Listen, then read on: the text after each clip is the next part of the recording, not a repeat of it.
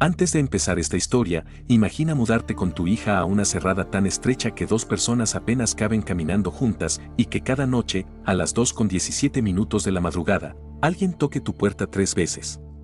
Top. Top. Top. Y que, al abrir, no haya nadie, solo un pequeño carrito de juguete oxidado, con manchas oscuras, esperando en el piso. Porque ese carrito no se puede destruir, ni enterrar, ni tirar lejos, siempre regresa. Y una noche, bajo el árbol seco del patio, aparece un niño sin rostro que lo empuja lentamente y habla con la voz exacta de un ser querido que ya está muerto. ¿Por qué dejaste que me muriera?, pregunta la voz, una voz que conoces perfectamente, que no imita, ¿qué es? Y mientras más culpa sientes, más fuerte se hace esa presencia que vive bajo la tierra de esa casa desde hace casi 30 años. Porque en la casa de la cerrada nadie muere de inmediato, primero te hace desconfiar de los tuyos, te muestra culpables donde solo hay víctimas y cuando ya no sabes que es real, entra. Bienvenidos a No Mires Atrás, el lugar donde el misterio, el suspenso y el terror psicológico cobran vida. Si disfrutas las historias que te harán dudar de la realidad y te mantendrán al borde del asiento hasta el último minuto, suscríbete al canal, activa la campana y acompáñanos en cada nuevo relato. Ahora sí, apaga las luces, ponte cómodo, y recuerda, si alguna vez encuentras un carrito de juguete oxidado frente a tu puerta y escuchas 3 golpes exactos a las 2:17 de la madrugada, no abras. Aunque la voz del otro lado suene exactamente como alguien que amaste. En Iztapalapa existía una cerrada tan estrecha que 2 personas apenas podían caminar juntas sin rozarse los hombros. De día parecía una calle cualquiera, pero al caer la noche, las puertas se cerraban, las cortinas permanecían tupidas y nadie salía después del tercer ladrido. Daniel Ortega, de 37 años, acababa de mudarse ahí con su hija Valeria, de 12.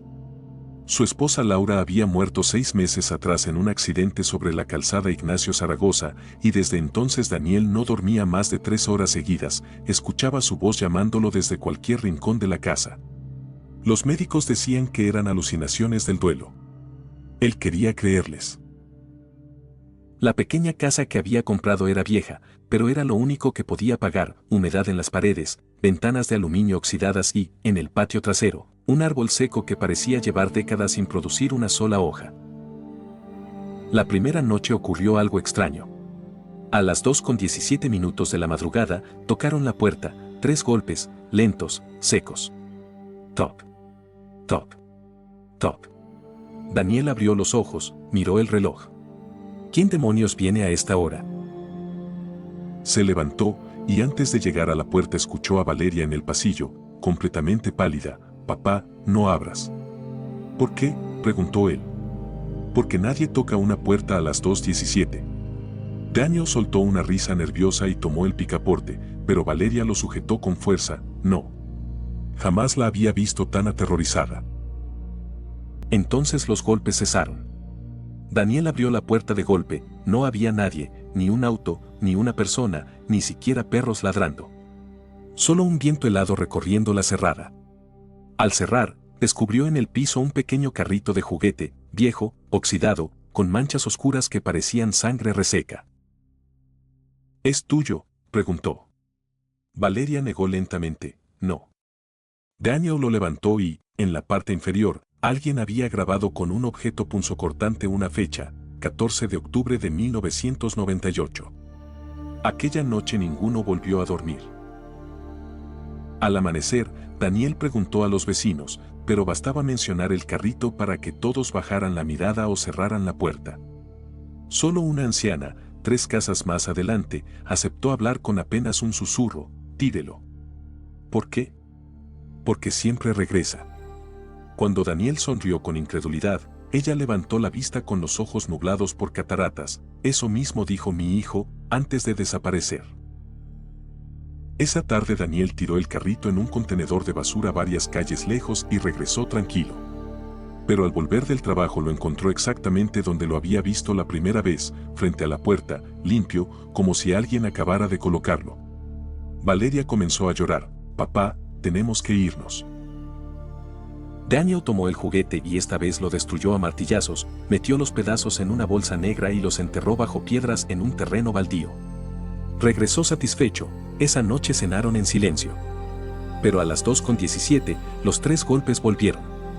Top. Top. Top.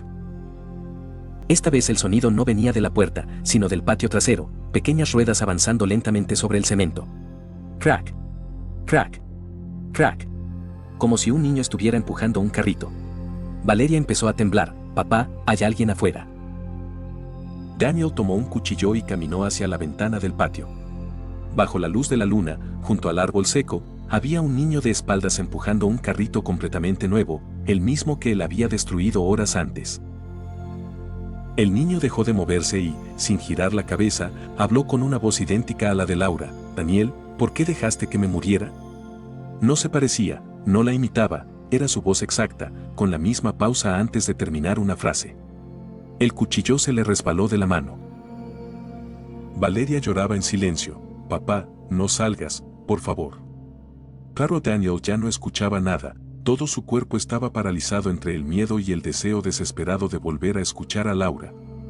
Abrió lentamente la puerta del patio. El aire era helado. Laura, susurró. El niño comenzó a reír, una carcajada grave, enferma, cargada de un odio de muchos años. Levantó lentamente la cabeza, no tenía rostro, solo una superficie lisa y grisácea como piel estirada sobre un cráneo. Y aún así, la voz de Laura seguía saliendo de esa cabeza sin cara. Ven conmigo, nunca debiste dejarme sola. Daniel retrocedió, cerró la puerta de golpe y corrió a abrazar a Valeria. Del otro lado del cristal se escuchaba el rechinar de las ruedas recorriendo el patio. Crack. Crack. Crack, hasta detenerse justo detrás de la puerta. Después, 3 golpes en el cristal, toc. Toc. Toc. No en la puerta principal, sino ahí mismo, como si supiera exactamente dónde estaban. Ninguno volvió a dormir.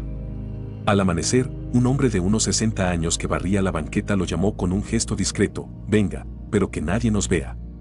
Ya dentro de su patio, cerró la puerta con llave antes de preguntar, ¿ya escuchó a alguien muerto? Daniel quedó inmóvil. ¿Cómo lo sabe? Porque todos los que vivimos aquí la escuchamos. Unos oyen a su madre, otros a un hijo, otros a su esposa, siempre alguien que ya murió, dijo el anciano. Sobre el niño sin rostro, explicó, no siempre fue un niño. Hace años había una casa abandonada al final de esta cerrada donde desaparecieron varias personas. Cuando la demolieron, pensaron que había terminado, pero fue peor. Primero apareció como anciano, luego como mujer, ahora tiene forma de niño. ¿Y qué quiere?, preguntó Daniel. ¿Que le abras? Ya le abrí una vez. Entonces ya entró. Aquellas palabras le provocaron un escalofrío insoportable y regresó a casa con la sensación de estar siendo observado. En la puerta encontró pegada con cinta una fotografía antigua en blanco y negro, la misma casa donde ahora vivían, con una familia sonriente frente a la puerta, padre, madre y 2 niños, todos con los ojos completamente negros. Una nota decía, ellos también pensaron que podían quedarse. Esa noche Daniel instaló una cámara de seguridad en el patio, decidido a encontrar una explicación. A las 2:17 los golpes comenzaron de nuevo, pero esta vez no miró, esperó. A las 3 de la madrugada revisó la grabación. Al principio nada, después el carrito apareció solo, avanzando desde la oscuridad, con las ruedas girando por sí mismas. La imagen se llenó de interferencia. Cuando volvió a estabilizarse, ya no mostraba el patio, mostraba a Daniel y a Valeria dormidos, vista desde afuera de la ventana de su propia habitación, como si alguien hubiera entrado a la casa y los estuviera observando dormir. La grabación terminaba con un susurro infantil apenas audible, mañana ya no despertará uno de ustedes. Daniel pasó el resto de la madrugada junto a la cama de Valeria, martillo en una mano, teléfono en la otra, sin apartar la vista de la puerta.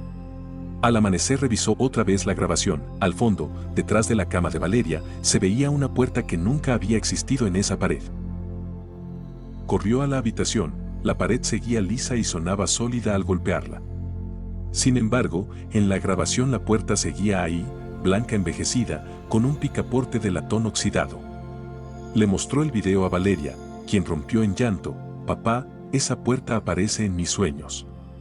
Alguien me llama desde ese cuarto y me dice que entre, pero nunca me atrevo. ¿Por qué no me lo dijiste?, preguntó Daniel. porque pensé que me ibas a decir que era por la muerte de mamá.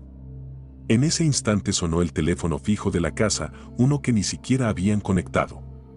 Al responder, solo se escuchó una respiración profunda y después una voz masculina susurró: «Todavía puedes salvar a la niña». La llamada se cortó, el número no existía.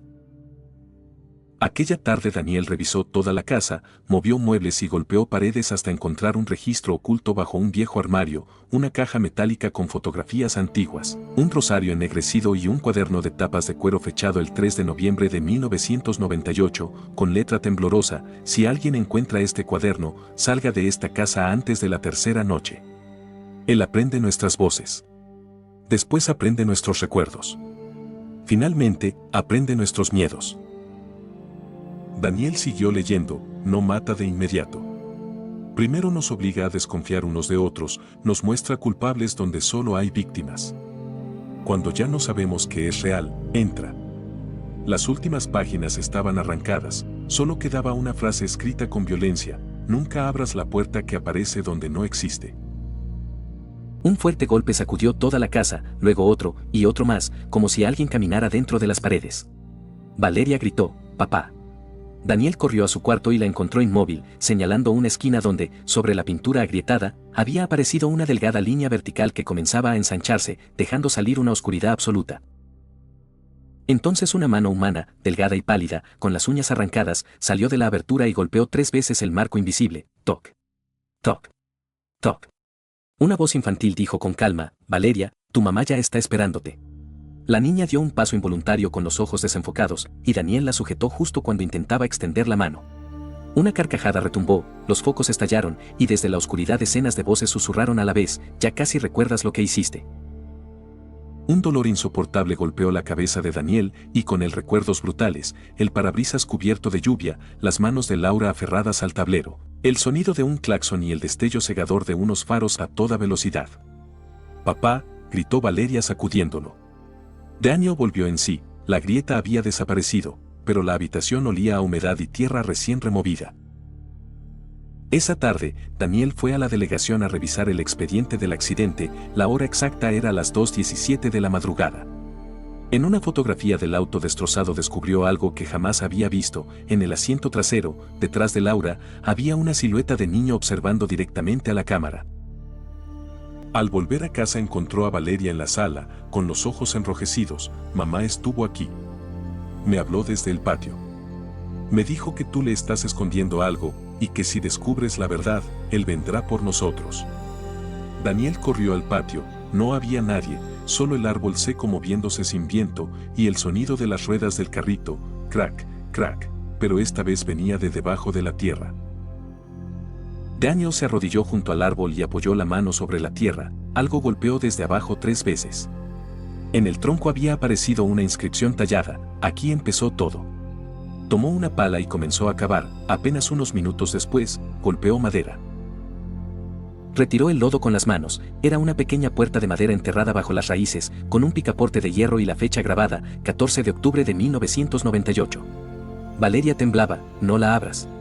Pero el picaporte comenzó a girar solo desde el otro lado. La puerta se abrió unos centímetros, soltando un aliento helado, y una voz formada por decenas de personas susurró: «Gracias por encontrarnos, llevábamos 28 años esperando que alguien nos dejara salir». Decenas de manos cubiertas de tierra empezaron a emerger. La figura emergió deslizándose, un hombre extremadamente alto, con ropa desgastada, cuya cara cambiaba sin detenerse: anciano, mujer, niño y, finalmente, Laura. «¿Por qué tardaste tanto en volver?», preguntó con su voz. «Tú no eres Laura», respondió Daniel. «No, pero llevo muchos años alimentándome de su recuerdo, de tu culpa, de tus noches sin dormir. Mientras más sufrías, más fuerte me hacía». El cuaderno apareció a sus pies, abierto en la última página. Para cerrar la puerta, alguien debe quedarse del otro lado. Daniel entendió lo que debía hacer. Miró a Valeria, que negaba con desesperación, y la abrazó. «Nada de esto fue tu culpa. Nunca permitas que el dolor decida por ti. Vive. Haz amigos. Enamórate. Forma una familia. Y cuando pienses en mí, hazlo sonriendo». Daniel la apartó con suavidad y miró a la entidad. «Sí, yo provoqué aquel accidente. Viví castigándome todos los días. pero ya no permitiré que uses mi culpa para destruir a mi hija. Corrió hacia la puerta, decenas de manos intentaron detenerlo, pero con un último esfuerzo empujó a todas las sombras hacia el interior y se lanzó detrás de ellas. En cuanto cruzó el umbral, la puerta se cerró de golpe. El árbol tembló violentamente y todo quedó en absoluto silencio. Las grietas desaparecieron, el carrito oxidado se convirtió en polvo y el viento dejó de ser helado. Valeria despertó horas después rodeada por la policía y los vecinos. Cuando preguntó por su padre, nadie supo responder, la pequeña puerta había desaparecido y bajo el árbol no existía ningún rastro de excavación. Meses después fue a vivir con unos familiares, jamás regresó a la Cerrada, y con los años logró reconstruir su vida, guardando siempre la promesa que le hizo a su padre. Sin embargo, 30 años después, un grupo de trabajadores llegó para derribar la vieja casa y construir un edificio. Al remover las raíces del árbol seco, encontraron un viejo carrito de juguete, oxidado, con manchas oscuras y la fecha 14 de octubre de 1998. Uno de los obreros lo guardó en su bolsillo para llevárselo a su hijo. Esa misma noche, exactamente a las 2:17 de la madrugada, alguien llamó 3 veces a la puerta de su casa. Toc, toc, toc. Su hijo corrió emocionado a abrir. Y desde esa noche, nadie volvió a verlo jamás. Porque el verdadero horror nunca vivió en aquella casa, ni bajo el árbol, ni perteneció a la Cerrada. Solo necesitaba que alguien encontrara el carrito, para elegir a su siguiente víctima.